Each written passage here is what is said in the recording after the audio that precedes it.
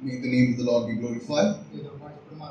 I thank the Lord for giving me this opportunity to stand in front of the saints here.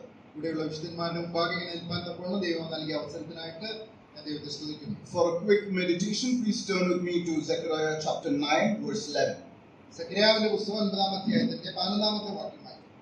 As for you also, because of the blood of your covenant, I will set your prisoners free from the waterless pit.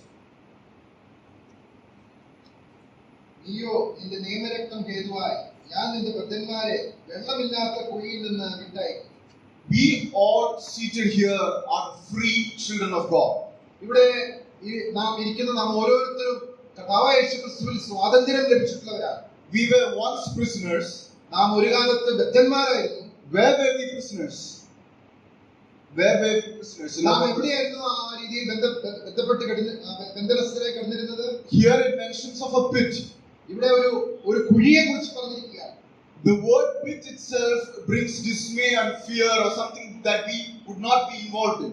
ആ കുഴി എന്ന് പറയുന്ന വാക്ക് തന്നെ നമുക്ക് ഭയം ഉളവാക്കുന്ന ഒരു കാര്യമാണ്. There is so much darkness involved. അതിനകത്ത് അന്ധകാരമുണ്ട്. There is so much sin involved. അതിനകത്ത് പാപമുണ്ട്. And what makes it worse here, it is a waterless pit.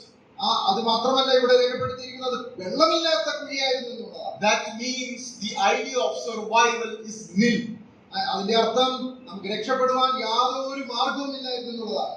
Our brother here was mentioning about Psalm 40 verse 2 that this pit is a horrible pit. നാം ഇപ്പോൾ കേട്ടുകൊണ്ടിരുന്നത് പോലെ ഈ ആഴമേറിയ കുഴി എന്ന് പറയുന്നത് അത് ഭയാനകമായ ഒരു കുഴി തന്നെയായിരുന്നു. Also in Isaiah chapter 10 verse 27.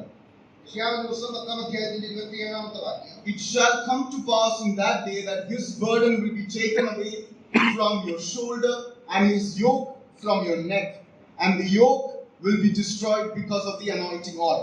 അന്നാളിൽ അവന്റെ ചുമട് നിന്റെ തോളിൽ നിന്നും അവന്റെ നുകം നിന്റെ കഴുത്തിൽ നിന്നും നീങ്ങിപ്പോകും. പുഷ്ടി നിമിത്തം നുകം തകർന്നു പോകും. Not only we were in a waterless pit, നാം ആ വെള്ളമില്ലാത്ത കുഴിയിൽ ആയിരുന്നു എന്നുള്ളത് മാത്രമല്ല, the burden of the yoke of sin was upon our neck. പാപത്തിന്റെ വലിയ നുകം നമ്മുടെ മേലുണ്ടായിരുന്നു. And what did deliver us from all this? എന്താണ് നമ്മെ ഇതിൽ നിന്നൊക്കെ വിടുവിച്ചത്? Because of the blood of your covenant. ആ നിയമത്തിന്റെ രക്തമാണ് നമ്മെ അതിൽ നിന്ന് വിടുവിച്ചത്. The blood that was shed on the cross delivered us from this waterless pit. ആ ക്രൂശിൽ ചിന്തപ്പെട്ട രക്തമാണ് നമ്മെ ഈ വലിയ കുഴിയിൽ നിന്ന് വിടുവിച്ചത്. This blood has given us access to the presence of God.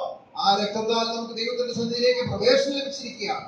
The singer sings, what can wash away my sin? Nothing but the blood of Jesus. ആ പാട്ടുകാരൻ പറയുന്നത് പോലെ പാപക്കടം കഴുകുവാൻ നീക്കുവാനായിട്ട് യേശുക്രിസ്തുവിന്റെ രക്തം മാത്രം. Let's continue to sit in his presence, meditating upon the great blood and of the great sacrifice on the cross. നമുക്ക് വേണ്ടി ക്രൂശിൽ യാഗമായി തീർന്ന, നമുക്ക് വേണ്ടി രക്തം ചിന്തിയ ആ വലിയ രക്തത്തെ ഓർത്തുകൊണ്ട് നമുക്ക് ദൈവത്തെ ആരാധിക്കാൻ മഹത്വപ്പെടുത്താം. May the name of the matchless name be glorified. ദൈവത്തിന്റെ വിലയേറിയ നാമം വാഴ്ത്തപ്പെടുമാറാകട്ടെ.